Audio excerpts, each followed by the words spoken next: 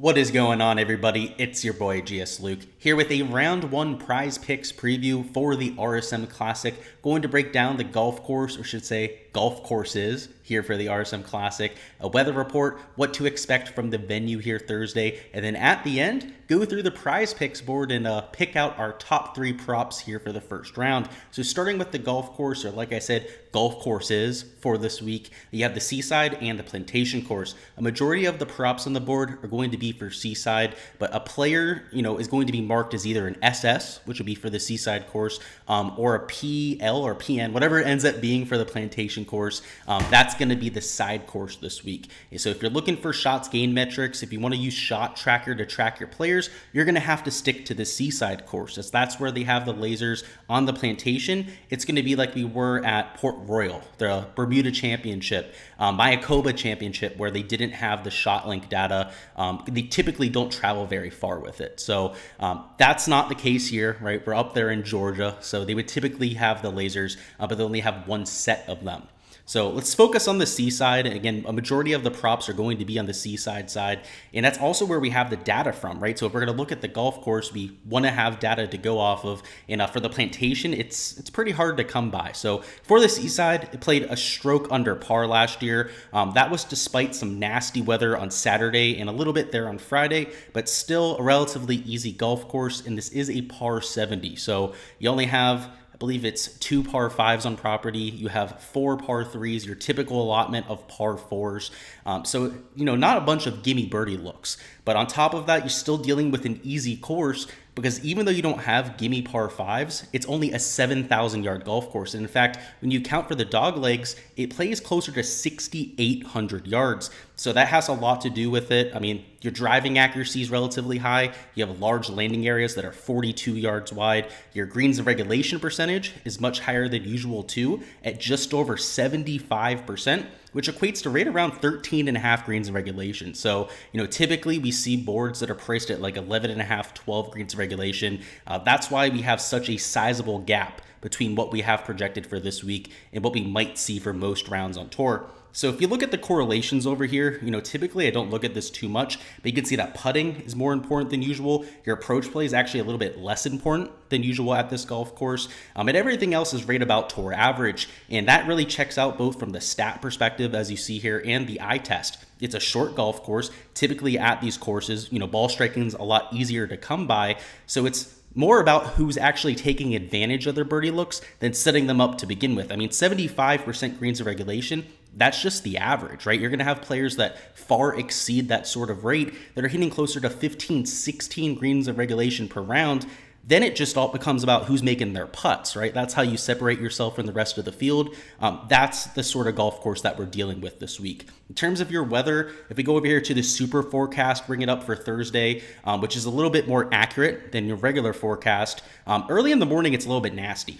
We have upwards of 13 to 14 mile an hour of sustained winds. In terms of your gusts, they're closer to 21 to 23 miles an hour. Your first tee time is going to be at 9 a.m. local time, and your last tee time is going to be at 11 a.m. So unlike most golf slates, particularly for a Thursday or a Friday, we'll have a quote-unquote morning and then a PM wave. That's not the case for round one here. Because we have 2 golf courses, there's no need to separate them by wave. It's a lot more fair to put them out at the same time so that all the players are dealing with the same conditions.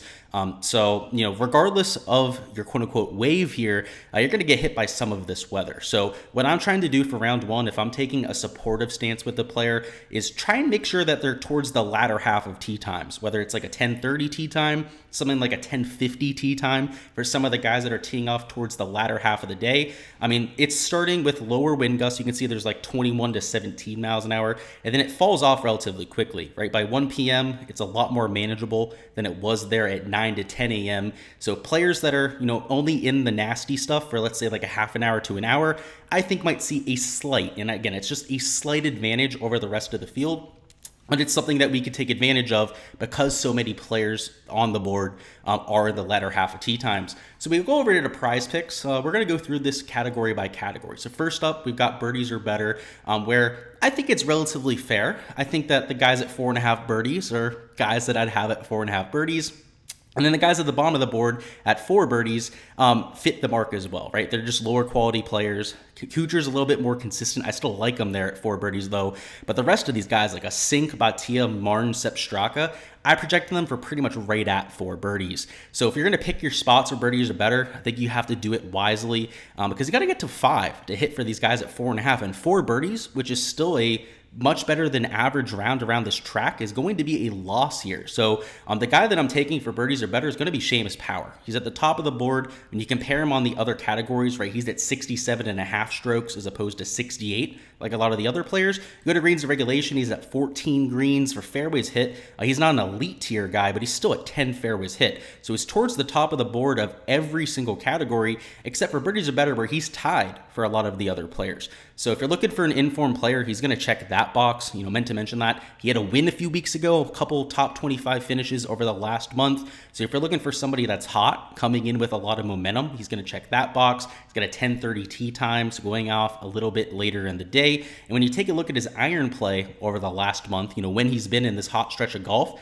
he's been a top 5 player in 2 out of his 4 starts. And then the other 2, he was still an above average iron player. So I like what we're seeing. I like the tee time, and at 4.5 birdies, somebody that I'm willing to take the over on. The next category we'll go through is going to be greens and regulation. So you can see there's a lot of guys at 14. I shouldn't say a lot, right? There's 2 of them there, but I like the over on pretty much the entire board because you have to consider the average last year, right? 75.6% is over 13.5 greens regulation, right? And when you're projecting the whole board for 13.5 greens regulation, we know there's going to be well better than average iron players, particularly like a Scott Stallings that is a well above average iron player. And in fact, over his last 50 measured rounds is number 2 in the field in iron play. And that's a long-term sample size. So if you're looking for like, you know, what he does week in and week out, what he's known for, it's his iron play. So he shouldn't be at 13.5 greens. He's teeing off at 10:40 a.m., so a little bit towards the end of the tee times there.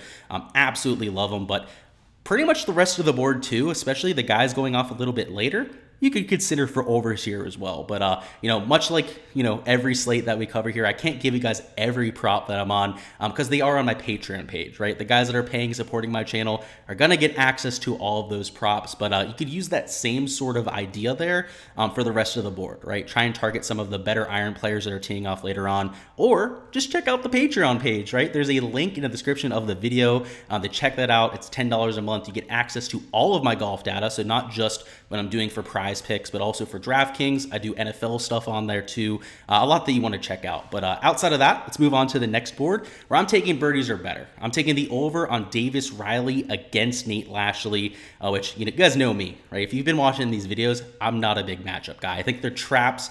They're cleverly set up to make you think you have an edge when you don't. But Davis Riley, he's typically one of those traps, right? He's typically one of the opponents that we're playing against that I almost always warn against playing against because he's extremely volatile and he's one of the higher birdie percentage players on all of the tour, let alone for somebody in this field. So when we match him up against a Nate Lashley, who sure, he's kind of got that X factor, that edge to him too, where he's going to be extremely volatile. He's going to make a bunch of birdies, but Davis Riley is the master of that craft. I mean, Davis Riley takes down guys like a Rory McIlroy in matchups. I've seen him take down John Rahm, Bryson DeChambeau before. He's that sort of player, right? So when I saw him on the board, I was kind of, had a chuckle to myself because like, the trapped, becomes the trapper now. So I'd have to like it up there top. He's teeing off early. Same thing with Nate Lashley. So it's not like there's a huge advantage to getting one over the other. He's playing on the Plantation course. So that's something to note here. You can see the PL right there. That's for the Plantation course. They're both playing on Plantation. So they're both dealing with the same sort of scenario there. So not a huge advantage to have in one direction or the other. But that is all I've got. In terms of like the birdies, strokes board, I should say, I think there's quite a few unders you could take, particularly, those better players that are teeing off towards the latter half of the day. And with fairways hit, I think it's the most fairly priced board. So, you could take some overs here. You could take a few unders for fairways, but in general, I try to stick to the categories I see the biggest edge on. And those would be pretty much everything but fairways hit for tomorrow. But that's all I've got, guys. Hopefully you feel a little bit more prepared for this week, ready to make some of your prize pick slips. But that's all I've got. Going to have even more content on my Patreon throughout the weekend, but I do limit these YouTube previews to just round one. I'm doing a lot with football right now, obviously. I'm doing showdown content for golf every single round. So it's tough to be able to to cover every single slate, but if you're looking for my thoughts, what I'm playing for rounds 2 through 4, that's what the Patreon is for. So make sure to check it out. But like I said, until next time, guys, best of luck, and I'll catch you guys on the flip side.